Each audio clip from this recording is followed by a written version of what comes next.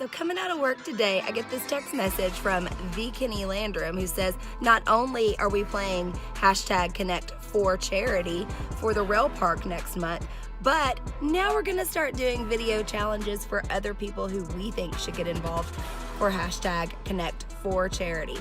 Again, it's benefiting the rail park. Hashtag Save the Depot.